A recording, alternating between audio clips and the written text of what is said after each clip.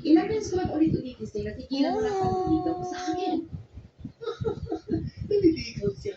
Si Mr. Sophie. Alam ko para kayong kapit-gata. Tama. Ako nga ang kape. At siya nga ang gata. Kung tawagin ay ex-celebrity. Condensed milk. Ferdinand, kung itinuturing mo akong gatas, ako'y panis na. Kaya please ha, tigilan mo na ako. Kung panis ka man sa paningin ng iba, sasaliwain ka ng aking pag-ibig. Wow!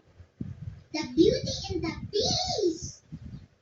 Ang Tagalog, si Maganda at si Halimaw. Nandinig mo ba sinabi ng bata? Labo lang mata niyan. Kung nagtindi mo, meron tayong kasabihan. Walang matintimong birhen sa matyagang manalangin. Matyaga ka nga, wala na akong tiyaga sa'yo.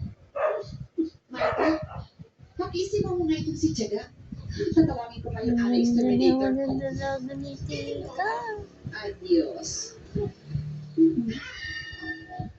Ay, pastor? Ito ba yan? Ano akala mo bola ng basketball? Kung gano'n pwede kang magtayo ng sariling pabrika. Pabrika na ano? Pabrika ng gata. Ay, pastor talaga. Ang ibig ko sabihin, makatutulong ka pa sa ating gobyerno kung sakasakaling mapapasusunod lahat ng mga malnourished dito. Hindi kami hero, di ba? Oo nga.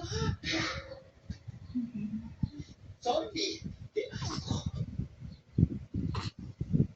Come on, Genie. Come on out.